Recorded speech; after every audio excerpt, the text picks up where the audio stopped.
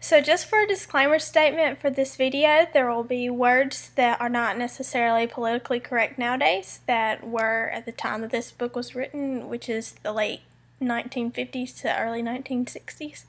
And those words are Negro and Black, and so they will be more heavily used than the African American term that we use today. So just be aware of that, and that no offense is to be caused when using this language in the video.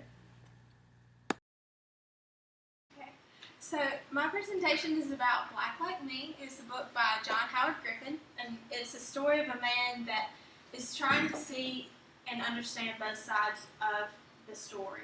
And John Howard Griffin is a man that's trying to see both sides of the story, and I hope that I'm a teacher that can see both sides of the learning experience. I hope that I can, in my physics classroom, I hope that I'm able to understand where the students are coming from and why they're struggling with certain topics.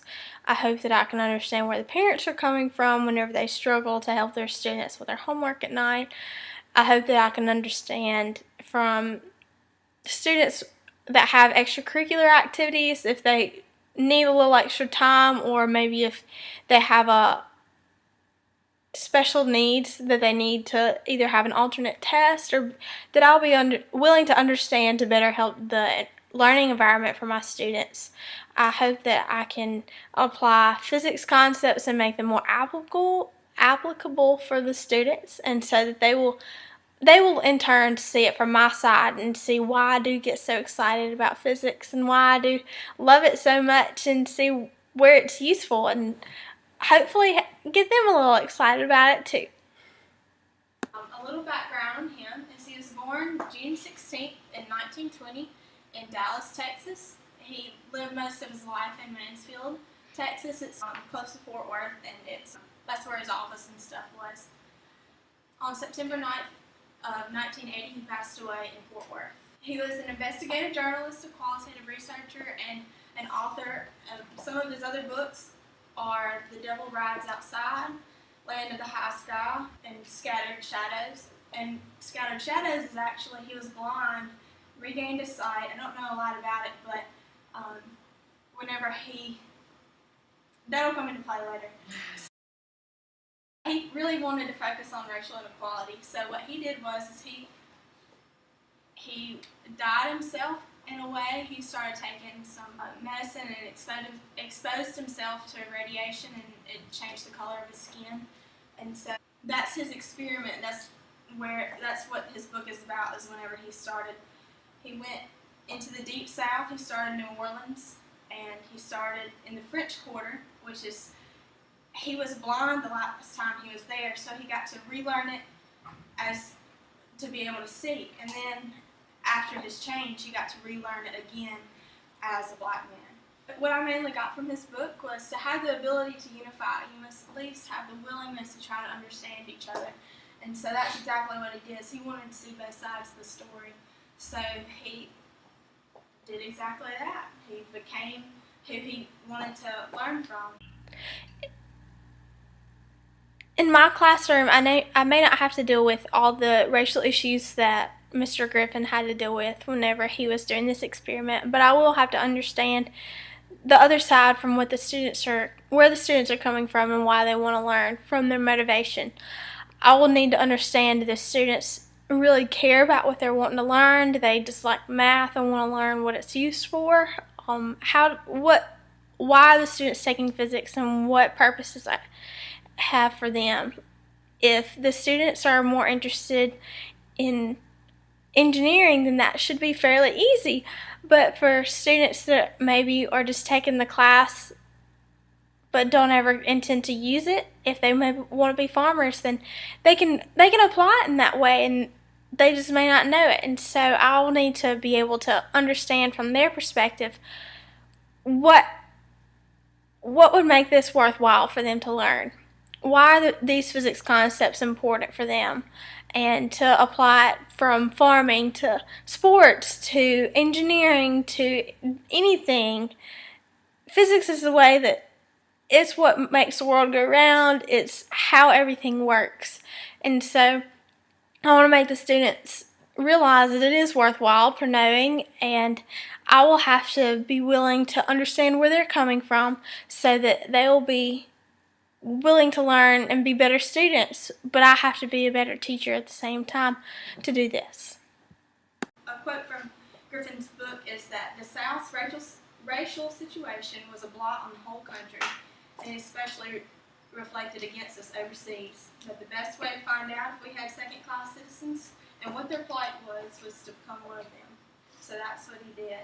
Before his transition, he was exploring, getting to know the city again, and he met this shoe shiner, which is this guy right here. His name is Sterling Williams. And they began talking. He was a very nice man. He wasn't too open, but wasn't extremely not as cordial as one black would be to another. So he visited him a few times in a row and got to know him. And this is what Griffin said: "I told him I was a writer touring the Deep South to study the living conditions, civil rights, etc. But I did not tell him that I was to do this as a Negro. Finally, we exchanged names, and he was called Sterling Williams, and I decided that he would be my contact for my entry into the Negro community." So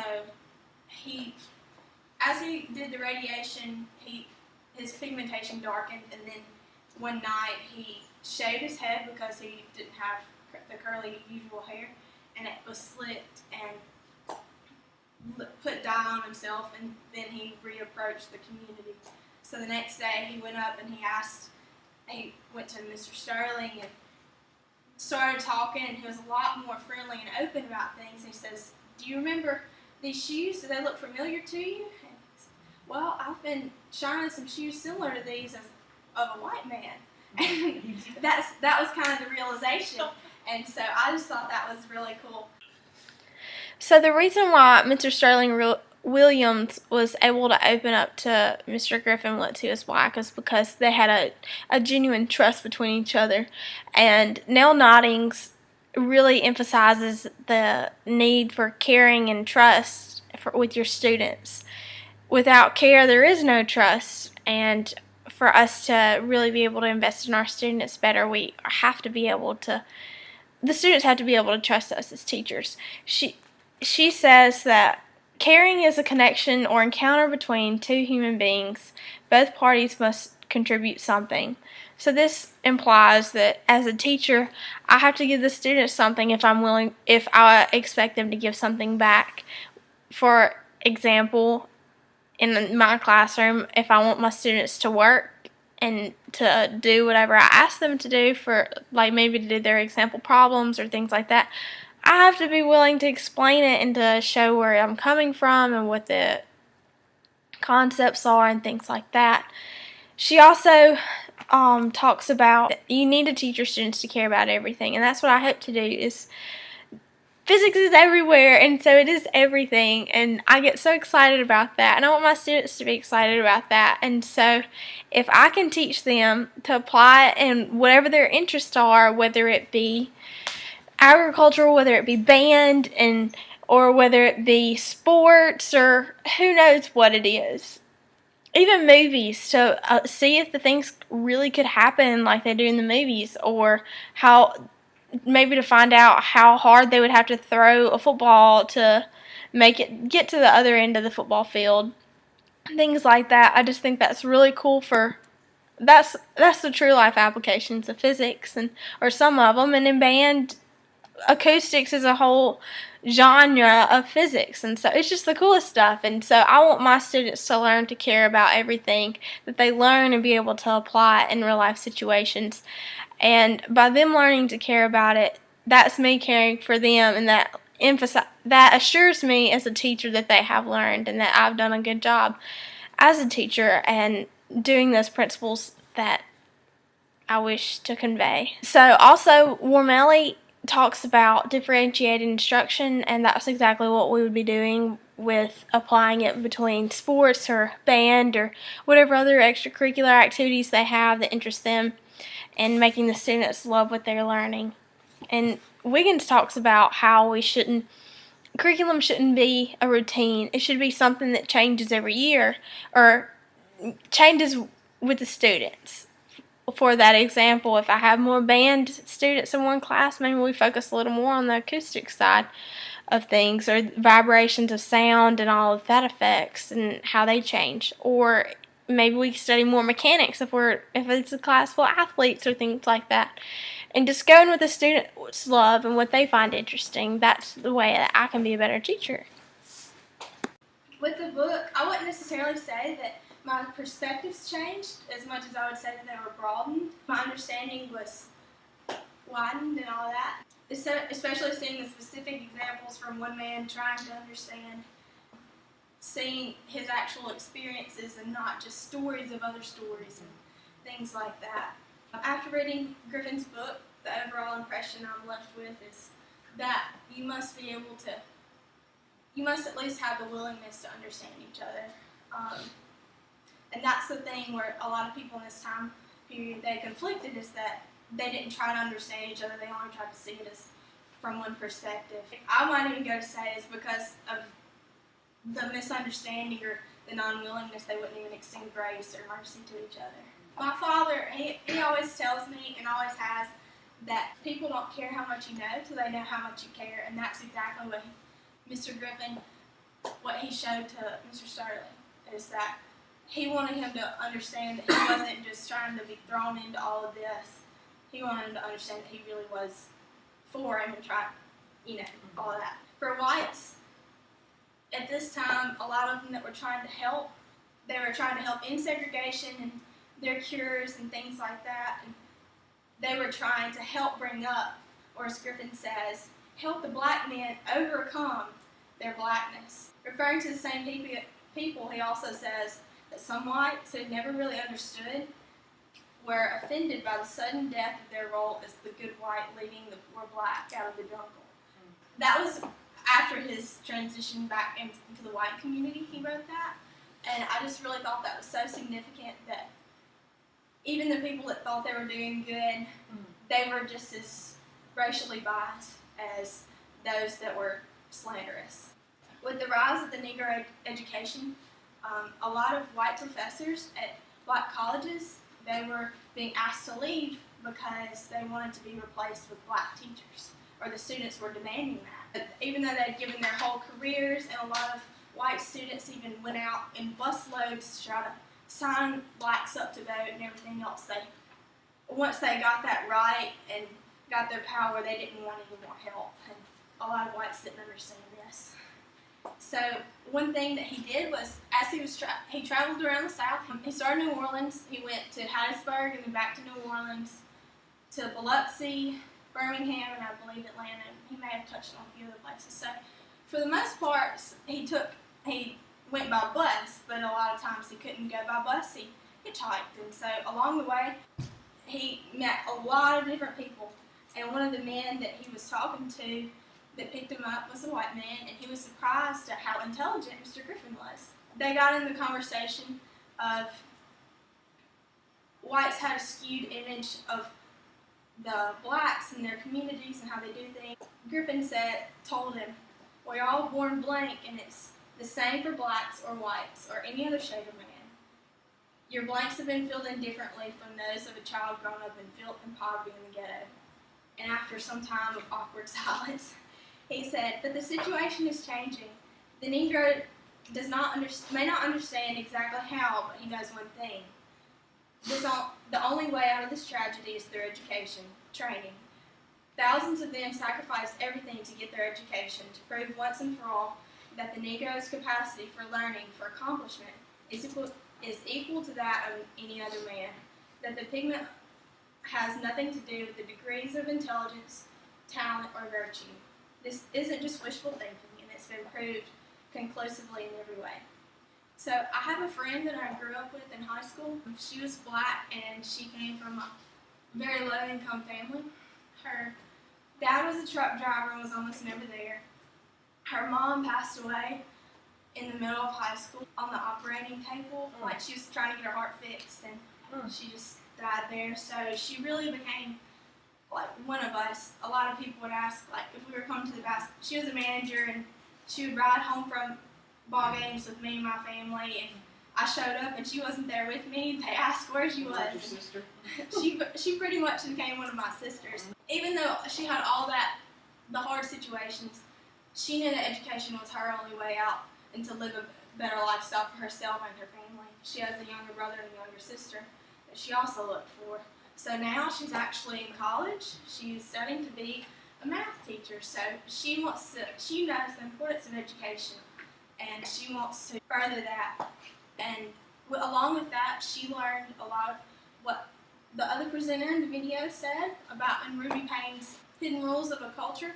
As she learned a lot of those throughout high school, learned in the middle class ways, Mr. Griffin had to learn a lot whenever he got to Mississippi especially.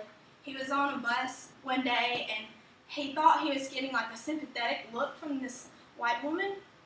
And whenever he did, he smiled back at her because, thinking like, acknowledging that you're sympathetic to me. And as soon as he smiled at her, she goes, "Why are you looking at me like that?" Like snaps at him. And I just kind of jumped reading the book, but and some other people on the back of the bus realized that, and so a couple of the Negro men there helped him along the way, helped him to learn some of these rules, and they asked where he was from. He said he was from Texas, and he said, "Well, it's a lot different here, let us help you." The man and his friend, they told him, "Do not look at white women no matter what, you either look down or look the other way. Even if you're walking by a picture show and there's like a poster, so our movie posters, don't look at that, otherwise someone's going to be, why are you looking at a white woman like that for?" Yeah. And that was, even just the poster thing amazed me. Another thing that they told him was to walk towards the middle of the street because they realized he was a nicely dressed Negro. And whenever he did, he asked them why, and they said, because white or black, if they see you and you're close to an alleyway, especially at night, they're going to knock you out and try to take whatever money they think you have. I just thought that was really an interesting fact that they had. It was really interesting, it was amazing to me to see the community that they had, even of this new traveler coming through. Everywhere he went, he had different stories of different people that he met. And of course, there were some nice whites too, but for the most part, the community, even if they didn't know each other, was a lot stronger within the black culture. Education is the key, is to get out of this tragedy, as Griffin says. He was talking to another man named Mr. Gale, and he said, Mr. Gale told him, "Why, if we just worked half as hard to boost our race as we do to please the whites who flatters us, we'd really get somewhere." And that really stuck out to me because I know that even I focus a lot more on attention than actually getting my work done.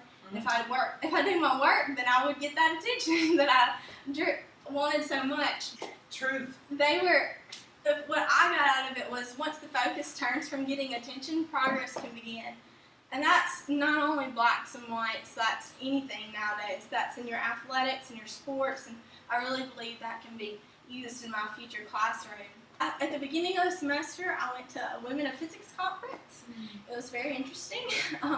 And they really wanted to stress the importance of encouraging other women and in your pursuit of physics and studies and everything else. And because the women were the minority. And I looked around the room, and women were definitely not the only minority. I mean, of course, there was very few there, but there was only a handful of blacks, and there were no Hispanics. There were about as many Asians as there were whites, and so I just thought it was really interesting. This is a statistic from 2009 of the races which take physics in the high school classroom, and so it's gone up a lot since '89, but at the same time, the blacks and Hispanics are at least 10% lower than the whites, and the whites are about 10% lower than Asians. And so the whites are now about at 41%, 52 I believe was the Asians, and around 25 was Hispanics and blacks. And I know that I won't always teach just physics, I'll teach physical science, and that's kind of the lower level where I'll have a more diverse classroom. And yet, I hope to inspire my students not only in the pursuit of science and everything else, but I want them to become problem solvers, and I really want to encourage them to become who they best can be. Whatever their capability level, if the best that they can do is get their high school diploma, that may be more than what they've ever had. Or if they want to go for their PhD, by golly, I want to help them get there, and so, or at least push them in the right direction and empower them, because education is the key, and that's what we're here for. I really just want to inspire my students, and in closing, I want to bring back this quote by John Maxwell: "People don't care how much you know, so they know how much you care." And Griffin really showed this in his pursuit. Just like he wanted to understand Negroes and help their situation, I want to inspire students in the future for them to grow personally and achieve the highest level of personal satisfaction that they can. And so